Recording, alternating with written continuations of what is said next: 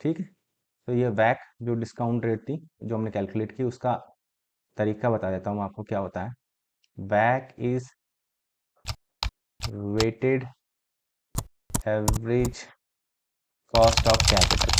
ठीक है। हम वेटेड एवरेज क्यों कर रहे हैं? तो इसके पीछे रीज़न होता है क्योंकि आपकी जो कैपिटल है उसमें डेट भी है और इक्विटी भी है, तो इसको प्रोपोर्शनेट करना ज़रूरी है। ठीक है। तो ये कैसा होता है देखिए आप, हम दोनों का वेट लेते हैं। Let's say 50% is debt and 50% is equity. ठीक है। अब ये दोनों चीज़ आ गई आपके पास में, ये वेट आ गया। अब आपके पास में जो रिटर्न या फिर कॉस्ट ऑफ इक्विटी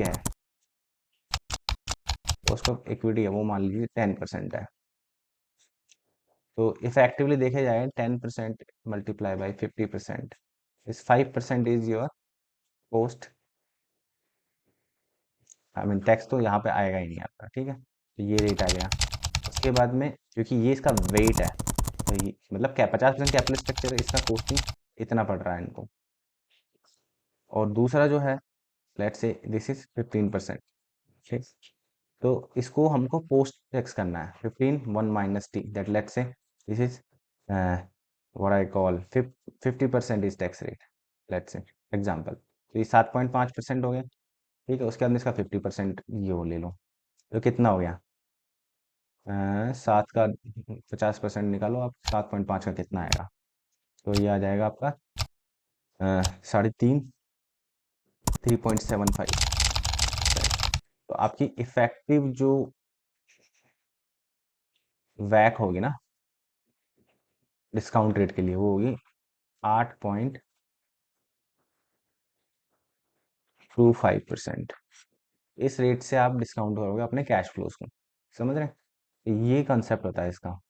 ठीक है। तो ये बोल रहा है analysing your capital structure like figure out the percent ratio of debt and equity. कितना परसेंट, मतलब 2/3 का रेशियो है, 1/2 का रेशियो है। ठीक है। उसके बाद में weighted cost of capital debt निकालना है आपको। ठीक है। यूजिंग कैलकुलेट डीसीएम और एक्स्ट्रापोलेशन। उसके बाद में calculate weighted cost of equity. ये सीएपीएम के मेथड से निकलता है। CAPM is capital assets pricing model. उसके बाद add both the companies to reach the WC. तो ये सब करके हम इस प्रकार से निकालते हैं। ठीक है। ये सब प्रैक्टिकल चीज़ें होंगी, प्रैक्टिकल में बताएंगे आपको कैसे क्या होता है। पर वो वैल्यूएशन से रिलेटेड पूरा एक मॉड्यूल होगा, इसमें हम पी में कोई प्रैक्टिकलिटी हम नहीं कर रहे हैं। ठीक है। तो ये देखो मैंने आपको बताया था ना, ये कॉस्ट ऑफ डेट हो गई आपकी, मैंने जैसे अपना 15% लेके उसको मार्जिनल टैक्स से मल्टीप्लाई कर दिया था, percentage of debt in capital structure. तो ये आ गई आपकी वेटेज कॉस्ट ऑफ डेट। ये cost of equity, percentage of equity आपका 50% था, तो वो आ गया था। ठीक है अपना। तो इस प्रकार से लेके इन दोनों का सम कर दिया था। और उसके बाद में लास्ट हमारा discounting the cash flow. I think इसके बाद में कोई स्लाइड है, या this more slide I think. Calculate the terminal value of company, this will account for the significant part of the DCA, possibly 2/3, मतलब 2/3, मतलब समझ रहे हो 75 नहीं but 66 oh percent to 75% value जो है ना एक बिजनेस की, वो इससे ही आती है टर्मिनल वैल्यू से। तो इसमें दो मेथड होते हैं, या तो एग्जिट मल्टीपल मल्टीपल मेथड से भी आप कर सकते हो ये। ठीक है। मल्टीपल मेथड से मतलब क्या हो गया, जैसे मान लो टर्मिनल ईयर है 10। ठीक है। इस पे आपका जो कैश फ्लो आ रहा है वो आ रहा है 10 CR, बराबर। और आप मल्टीपल देख रहे हो ना इंडस्ट्री में, let's say EV to EBITDA वो ले रहे हैं हम। ठीक है। वो ईवी टू इबिटा का मल्टीपल आ रहा है करीब 12 टाइम्स। ठीक है। तो 10 × 12 टाइम्स 120 करोड़ आपकी टर्मिनल वैल्यू आएगी। वहीं डीसीएफ में फ्यूचर ग्रोथ मैटर होता है, वो जो होता है ना अपना डिविडेंड में, अगर आपने पढ़ा हो, है ना, डिविडेंड में अगर आपने पढ़ा हो वो मेथड गोर्डन्स मेथड से कैलकुलेट करते हैं हम। क्या बोलते हैं गोर्डन्स मेथड से, उसको बोलते हैं D1/KE-G। इस मेथड से हम उसको कैलकुलेट करते हैं, बराबर। तो यहाँ पे कैश फ्लो आ जाएगा। के ई मान लो आपका 10% है, 10% ग्रोथ मान लो आप बोल रहे हो 2% से लेके मतलब जो भी आ जाएगा। और यहाँ पे मान लो 10 CR है कैश फ्लो लास्ट ईयर की, जैसे हमने यहाँ पे जो एग्जाम्पल बना वही रहेगा सेम ये तो। और इसमें 10 से 2% 8% का डिवाइड करोगे तो कितना आ जाएगा, वो अमाउंट आ जाएगा आपका टर्मिनल CF। और उसको 10 ईयर्स का जो पीवीएफ आ रहा है उसको मल्टीप्लाई करोगे तो वो प्रेजेंट वैल्यू निकल जाएगी। 60 साल का जो कैश फ्लो है उसको प्रेजेंट वैल्यू। तो इसमें दो मॉडल देखे हमने, ठीक है। और उसके बाद में अब देखते हैं हम तो वही चीज मैंने बताया ना, एबिटा आ गया, जैसे मान लो इसने एबिटा ले रखा है ना, आपका जो भी कैश फ्लो किस मेथड से निकाल रहा है तो वही है ये। उसके बाद में एग्जिट मल्टीपल ले लिया, उसके बाद में एफ सेव लिया तो ग्रोथ ले लिया ना, D1 हो गया एक तरीके से, और वैक माइनस ग्रोथ तो ये आ गया इसका टर्मिनल। दोनों में से कोई सा भी एक अप्रोच आप ले सकते हो और कर सकते हो। तो इसको आ गया, ठीक है।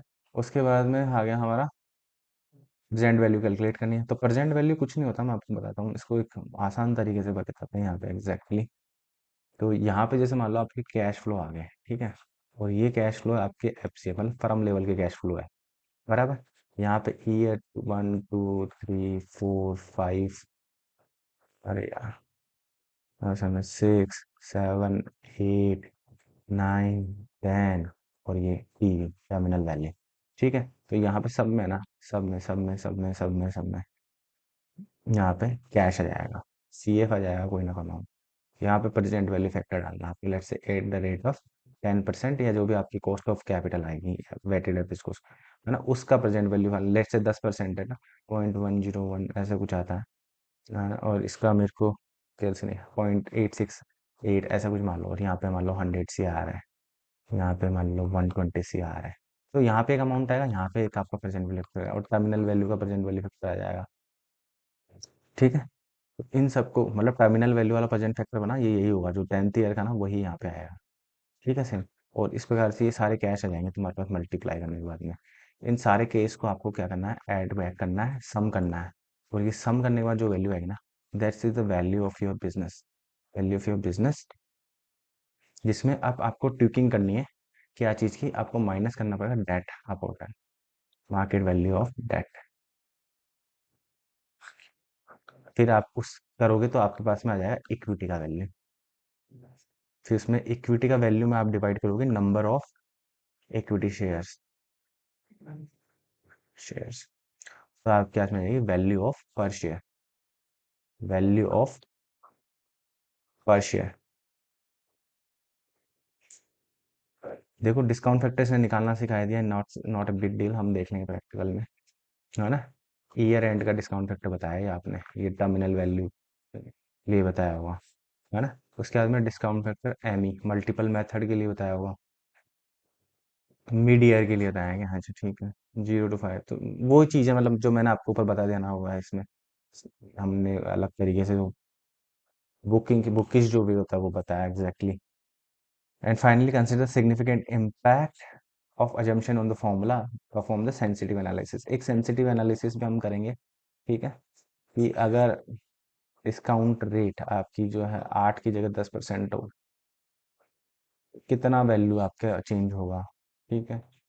वो चीज़ ही है, टर्मिनल वैल्यू में ग्रोथ रेट कितना चेंज कर सकते हैं कि वो उसकी वजह से कितना डिफरेंस आएगा, तो एक रेंज बना दी जाती है, ठीक है।